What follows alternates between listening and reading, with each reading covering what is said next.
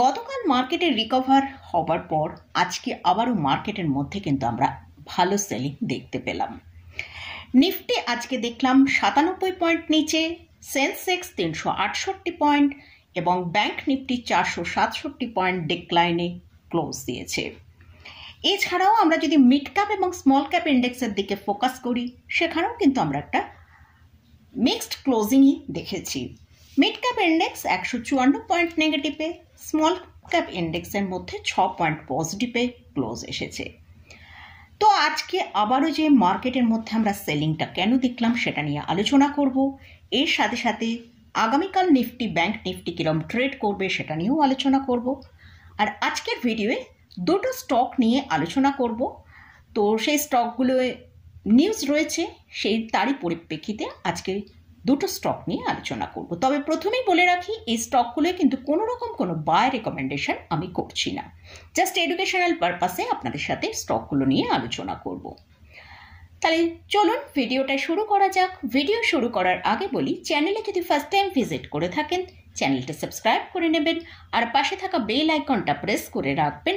আমি video upload করার সাথে সাথে আপনাদের কাছে ভিডিওটা পৌঁছে যাবে। আর ভিডিওটা যদি ভালো লাগে লাইক এবং শেয়ার করতে ভুলবেন না। নিফটি ওপেন হয়েছিল 24,563-তে, সেখান থেকে একটা ভালো আপমুভ দেখেছি, যেটা হাই তৈরি করেছিল 24,702। কিন্তু হায়ার লেভেলে এসে নিফটির মধ্যে ভালো সেলিং এসছে। নিফটিকে আমরা অন স্ক্রিন দেখতে পাচ্ছি একটার পর একটা লেভেল ব্রেক করে নিচের দিকে এসেছে এবং নিফটি লাস্টে যেখানে সাপোর্ট নিয়েছে 24,450-এর সাপোর্ট নিয়ে লো যেটা তৈরি করেছিল 24,465, আর ক্লোজিং টাইমে আমরা ক্লোজ পেয়েছি 24,487-তে। তো নিফটির মধ্যে আজকেও আমরা কেন সেলিং দেখলাম দেখুন। আজকে সেন্সেক্সের এক্সপায়ারি ছিল।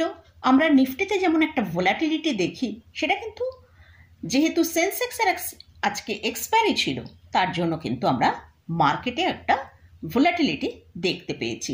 তার ফলে কিন্তু হায়ার লেভেল থেকে একটা মার্কেটে সেলিং আসে। এছাড়াও এফআইসরা কিন্তু এখনও কন্টিনিউ সেলিং করে যাচ্ছে। তারা হয়তো স্টকের ওপর কিছু বাই করলেও ইন্ডেক্সে কিন্তু তারা সেলিং করছে। আর রিটেলাররা যখনই মার্কেট হায়ার লেভেলে আসছে তারা তাদের পজিশন হালকা করছে। তো তারই ফলে কিন্তু আজকে আমরা মার্কেটের মধ্যে ভালো সেলিং দেখেছি।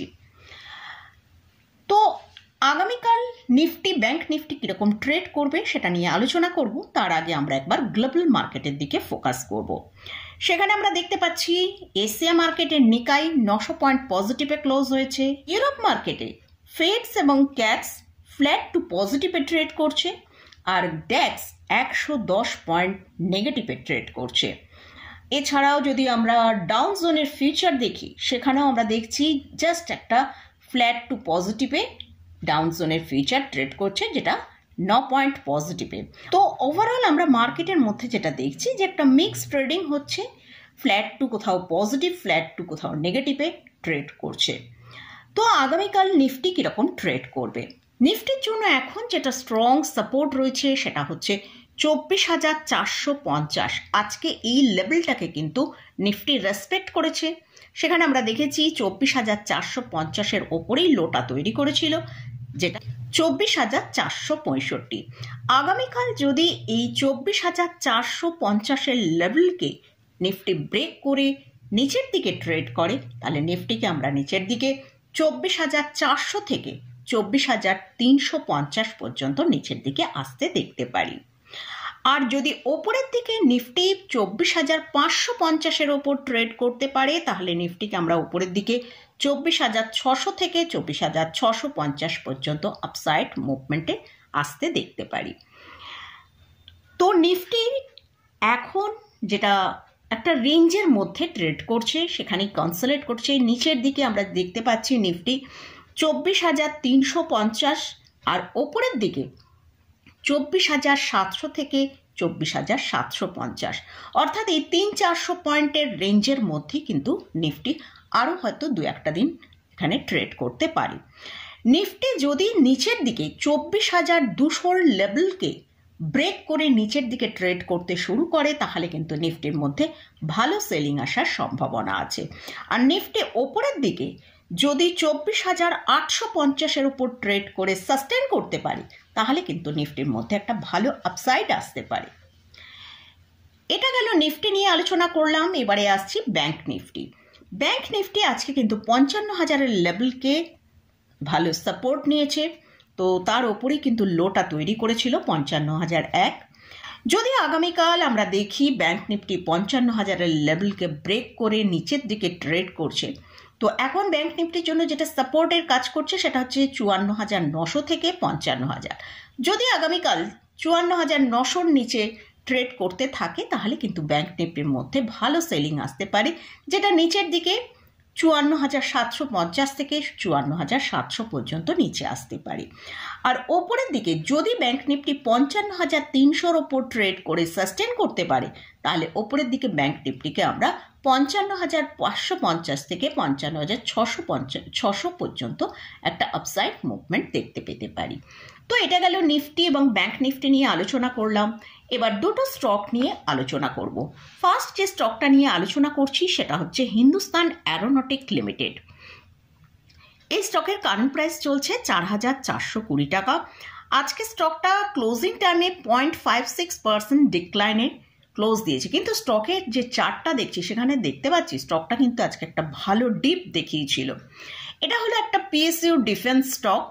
আজকে এই হিন্দুস্তান অ্যারোনটিক লিমিটেডের Q1-এর রেজাল্ট এসছে, সেখানে আমরা দেখতে পাচ্ছি নেট প্রফিটের মধ্যে 4%-এরও বেশি অর্থাৎ ইয়ার অন ইয়ার বেসিসে ফল হয়েছে, আর রেভিনিউর মধ্যে 11% গ্রোথ এসেছে ইয়ার অন ইয়ার বেসিসে। এছাড়াও মার্জিন কিন্তু ইমপ্রুভ করেছে। আমরা একবার Q1-এর রেজাল্টটা দেখে নেব। রেভিনিউ এসছে Q1 FY26-এ 4,819 করোড়, সেটাই ঠিক এক বছর আগে Q1 FY25-এ এসেছিল 4,347 করোড়, অর্থাৎ ইয়ার অন ইয়ার বেসিসে রেভিনিউ 10.84% আপসাইড দেখিয়েছে। এবারে আমরা নেট প্রফিটের দিকে ফোকাস করব। এবার নেট প্রফিট দেখব। নেট প্রফিট Q1 FY26-এ এসছে 1,377 করোড়, সেটাই এক বছর আগে Q1 FY25-এ এসেছিল নেট প্রফিট 1,435 করোড়। তো অর্থাৎ সেখানে আমরা ইয়ার অন ইয়ার বেসিসে নেট প্রফিট 4% ফল দেখছি। ইবিটা দিকে যদি ফোকাস করি সেখানে আমরা দেখছি ইয়ার অন ইয়ার বেসিসে 29.2% আপসাইড হয়ে এসেছে, যেটা Q1 FY26-এ ইবিটা এসছে 1,284 করোড়, সেটাই এক বছর আগে Q1 FY25-এ এসেছিল 994 করোড়। তো আমরা দেখতে পাচ্ছি ইবিটার মধ্যে কিন্তু ইয়ার অন ইয়ার বেসিসে একটা ভালো গ্রোথ এসছে। তো ইবিটা মার্জিনের ভেতরেও কিন্তু ইমপ্রুভ হয়েছে, যেটা 384 বেসিস পয়েন্ট আপসাইড দেখিয়েছে, অর্থাৎ 26.7% ইয়ার অন ইয়ার বেসিসে গ্রোথ হয়েছে। লাস্ট যে স্টকটা নিয়ে আলোচনা করছি সেটা হচ্ছে HDFC ব্যাংক। এই স্টকটা মানে আমরা দেখেছি যে এরা ফার্স্ট টাইম একটা বোনাস শেয়ার ইস্যু করছে। সেই যে বোনাস শেয়ার ইস্যু করছে তার রেকর্ড ডেট কবে এসেছে সেটা নিয়ে আলোচনা করব। HDFC ব্যাংকের কারেন্ট প্রাইস চলছে 1,959 টাকা। আজকে স্টকটা প্রায় 1.3% ডিক্লাইনে ক্লোজ দিয়েছে। এটা হচ্ছে ইন্ডিয়ার লার্জেস্ট প্রাইভেট সেক্টর ব্যাংক। এই ব্যাংক এই প্রথম 1:1 রেশিওয়ে বোনাস ইকুইটি শেয়ার ইস্যু করছে। এর সাথে সাথেই কিন্তু এরা স্পেশাল ইন্টারিয়াম ডিভিডেন্ড 5 টাকা করে পার শেয়ারে অ্যানাউন্স করেছিল। এর রেকর্ড ডেট অ্যানাউন্স করেছে এক্সচেঞ্জের কাছে, তারা জুলাইতে ফাইলিং করেছে। 1:1 এই রেশিওর যে বোনাস শেয়ারটা তারা ডিক্লেয়ার করছে তার অর্থ হলো যে একটা ইকুইটি শেয়ারের জন্য একটা বোনাস শেয়ার, অর্থাৎ যেসব ইনভেস্টররা এলিজিবল আছে তাদের কাছে তাদের একটা HDFC ব্যাংকের শেয়ার থাকলে তারা কিন্তু একটা ফ্রিতে এই HDFC ব্যাংকের শেয়ার পেয়ে যাবেন। তার রেকর্ড ডেট হচ্ছে 27 আগস্ট 2025। আচ্ছা, যেসব ইনভেস্টরদের কাছে 26 আগস্ট 25-এর আগে পর্যন্ত এই শেয়ারটা হোল্ডিংয়ে থাকবে তারাই একমাত্র এই 1:1 রেশিওয়ে বোনাস শেয়ার তারা পাবেন। তো মোটামুটি এই দুটো স্টক নিয়ে আলোচনা করলাম। এই স্টকগুলো কোনো রকম কোনো বাই রেকমেন্ডেশন নেই, জাস্ট এডুকেশনাল পারপাসে আপনাদের সাথে এই স্টকগুলো নিয়ে আলোচনা করলাম এবং ইন্ডেক্স নিয়ে আলোচনা করলাম। ইন্ডেক্সে বা স্টকে কোথাও যদি কোনো পজিশান নিতে চান তার আগে ভালো করে চার্ট অ্যানালিসিস করে নিয়ে তারপরে পজিশান নেবেন। আজকের মতন ভিডিওটা এখানেই শেষ করছি। ভিডিওটা যদি ভালো লাগে অবশ্যই লাইক করবেন, শেয়ার করবেন, সাবস্ক্রাইব করবেন। ধন্যবাদ।